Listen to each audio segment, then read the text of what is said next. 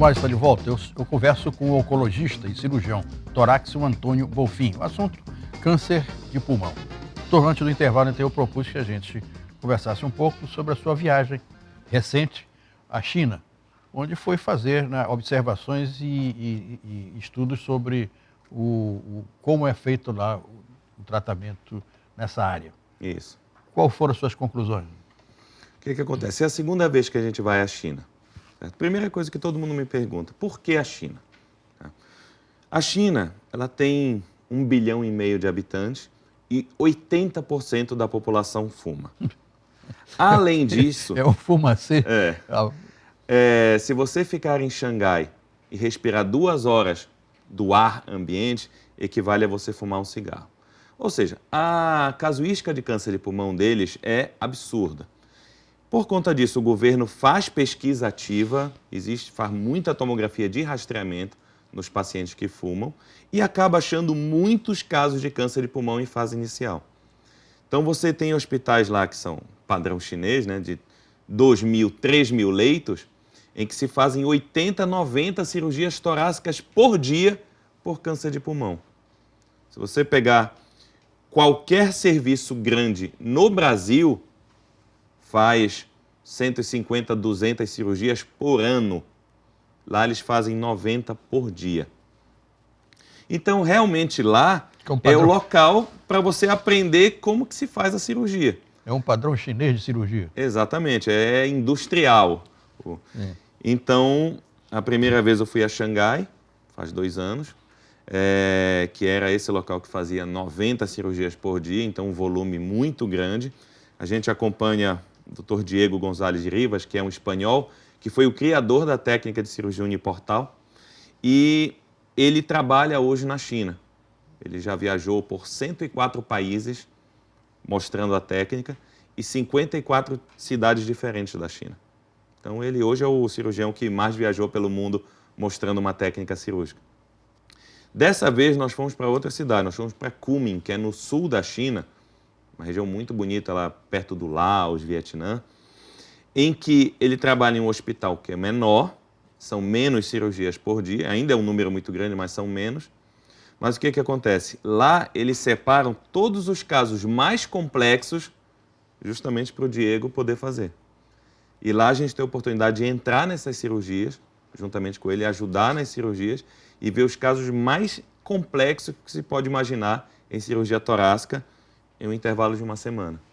Então, em termos de aprendizado, de técnica cirúrgica, é uma experiência formidável. Você passou quanto tempo lá? Agora, nessa última vez? Dessa última vez, 1 semana. É o suficiente? Semana, sim. Porque a cirurgia que se faz lá é a mesma que a gente faz. Só que, quando a gente vai para um local como esse, você vê 5 cirurgias num dia, certo? E feito pelo melhor do mundo. Então, como a gente já sabe operar, a gente só vai pegar os truques. Vai pegar aquilo que é diferente, ver como que se maneja uma situação mais complexa. Então, em termos de aprendizado, é inacreditável que se aprende em 1 semana num local desse. Essa incidência alarmante na China, de que forma o governo administra isso? O governo chinês? Existe muito esforço do governo chinês para tentar diminuir a poluição ambiental. Então, por exemplo, lá tem uma incidência de motos inacreditável. São muitas motos, só que são todas elétricas. Existe Isso já projeto, é consequência? Já é consequência para diminuir a poluição. Se não me engano, até 2023, todos os táxis e transportes públicos já vão ser elétricos. Então, isso tudo é do incentivo do governo chinês. Agora, existe a cultura do tabagismo lá. Você vê os cirurgiões que trabalham no hospital, todos fumam. A gente olha e é inacreditável. Parece o Brasil na década de 70 e 80, que os cirurgiões fumavam ainda dentro do hospital. É como é hoje lá na China. Então, isso ainda vai diminuir. Agora, lá existe um programa de rastreamento. Como eles sabem que eles têm essa incidência alarmante de câncer de pulmão, eles fazem um rastreamento com tomografia muito grande. Então, eles operam muitos casos em fase muito inicial. Certo? E tanto que a gente, no começo, quando chega lá, a gente até acha estranho, que a gente vê uns micronódulos milimétricos que a gente não costuma operar aqui, porque aqui nós temos uma população diferente. Aqui nós temos muitos nódulos benignos. Lá eu perguntei para o chefe lá, qual é a taxa de malignidade desses nódulozinhos pequenininhos? 90%. Aqui, desses nódulos muito pequenininhos, é 10 a 20%. Então, são populações diferentes. Por isso que eles têm uma incidência tão grande assim de câncer de pulmão. Essa estatística aqui do Instituto Nacional de Câncer, o INCA, estima em mais de 31 mil novos casos neste ano, 2019. Eu tenho certeza que é mais que isso. O problema que nós temos é de subnotificação, certo? Principalmente na região norte e nordeste. Posso te garantir que mais da metade dos casos não são notificados. Nós ainda temos muitos pacientes que morrem pelos interiores sem ter noção do que morreu. Nós temos muitos pacientes que chegam aos nossos hospitais de referência, isso agora estou falando de SUS, né? Barros Barreto, Filóiola. Chega aos hospitais de referência com uma doença tão avançada que não dá nem para fazer uma biópsia. E aí o paciente acaba morrendo no seu interior sem diagnóstico, e aí não entra na estatística. Né? Então, essa casuística, ela é muito maior. Quando a gente compara a casuística americana... Esse descontrole assim, de região, nos centros mais avançados, não ocorre, não ocorre isso? Em qualquer local do mundo e do Brasil, 85% dos pacientes com câncer de pulmão chegam com doença localmente avançada ou metastática, que é a doença disseminada. Isso é em qualquer local do mundo.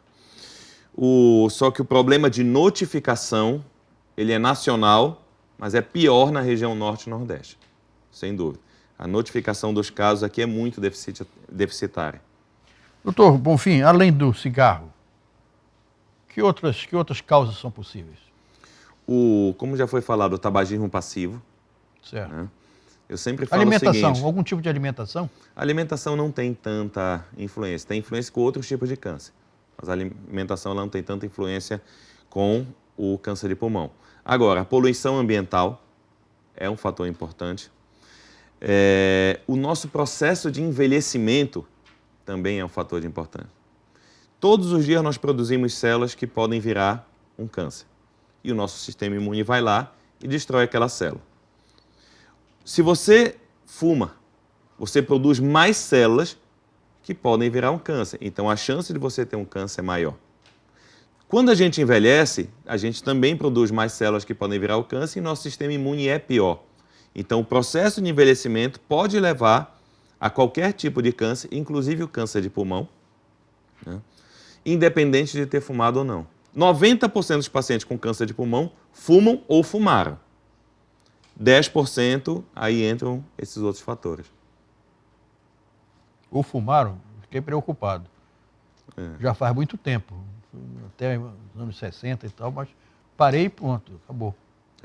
A gente sempre recomenda para o paciente que fuma ou fumou, que ele procure um pneumologista ou um cirurgião torácico, para pelo menos uma vez fazer uma tomografia de tórax. O raio-x não tem impacto, porque o raio-x ele já detecta lesões maiores, a tomografia é muito mais sensível. Então você faz uma tomografia, você consegue rastrear melhor se você tem algum nódulozinho, alguma alteração que seja sugestiva para você poder fazer um acompanhamento. Quando você fala aquele nódulozinho, eu penso uma coisa ínfima e vai lá e tal, retira, acabou. É assim? Se você pegar nas fases iniciais, a chance de cura é acima de 90%. Mas câncer de pulmão em fase inicial é aquela doença que ou você achou no rastreamento, é que essa situação que eu falei, eu fumo, estou preocupado, vai lá e faz uma tomografia de tórax, ou você acha sem querer. Você foi fazer um check-up no geriatra, no clínico, qualquer coisa, ele pede uma... Lá está o monstro. Lá está o bichinho escondido, porque não dá sintoma. Câncer de pulmão em fase inicial não dá sintoma nenhum. Por isso que eles chegam avançados. Quando você tem sintoma, geralmente o paciente já tem alguma doença mais avançada. Ou seja, silenciosa. Exatamente.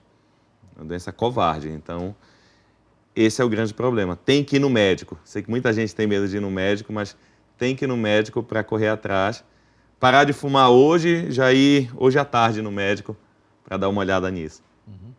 Por isso que o escritor Guimarães Rosa dizia, viver é muito perigoso. É. Realmente, todos os dias, a vida ela é especializada em nos mostrar isso. O que é recomendável para a gente tentar, pelo menos, diminuir essas possibilidades? Que tipo de vida você tem que levar? Isso que eu vou falar vale para todo tipo de câncer, certo? Primeira coisa, que estou batendo aqui que nem um louco, parar de fumar, não fumar. Certo? Uma alimentação saudável ajuda, diminui a chance de você ter câncer, de maneira geral. Atividade física, você combater a obesidade. Isso é que você fala, a alimentação saudável, quando o governo libera um monte de produtos tóxicos para usar na agricultura, é difícil a gente conseguir fazer essa alimentação tão saudável. Mas aí não é só isso. Se você pegar o paraense de maneira geral, o paraense, tem um estudo que mostra que das capitais, o paraense é que tem o menor consumo de frutas e legumes no Brasil. Entendeu? Você pode ver, nós não temos a cultura de comer uma salada antes do prato. Antes de tomar açaí, sim, né? Tomar açaí, sim, mas não é considerado salada. Mas você vê, o que o paraense diz que é geralmente... eu comi folha. Aí quando ele faz um cozido, aí ele coloca lá no meio o repolho, faz um cozidão e vem uma batata, um repolho, uma cenoura. Olha, eu comi uma salada. Não é bem assim. A grande maioria da população não tem o consumo adequado de frutas, legumes e verduras, né? Então isso faz parte de uma alimentação adequada. Você tem déficit de vitamina, a farinha, que é tão amada pelo paraense, nutricionalmente é um alimento muito pobre. Um alimento que não acrescenta absolutamente nada, né? A não ser gordura no nosso corpo. É isso. Doutor Antônio Bonfim, chegamos ao final da nossa entrevista.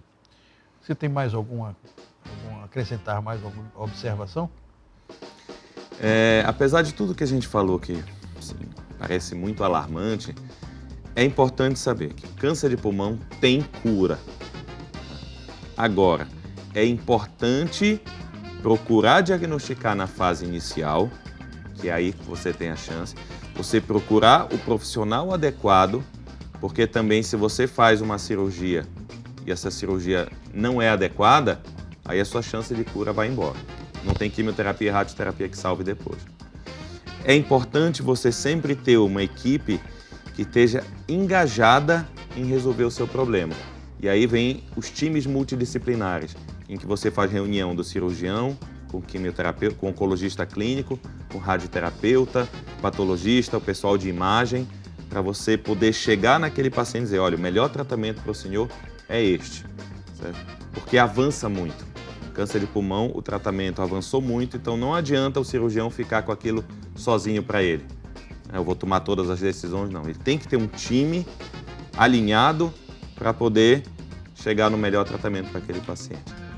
Então, acho que esse é o principal. Você diagnosticar na fase mais precoce possível, parar de fumar ontem, não tem que ser despedido do cigarro, o último cigarro tem que ser o que você já fumou. Procurar ajuda se você não consegue parar, né? E procurar o especialista para poder fazer o seu tratamento da forma mais adequada possível. Doutor Bonfim, muito obrigado pela entrevista.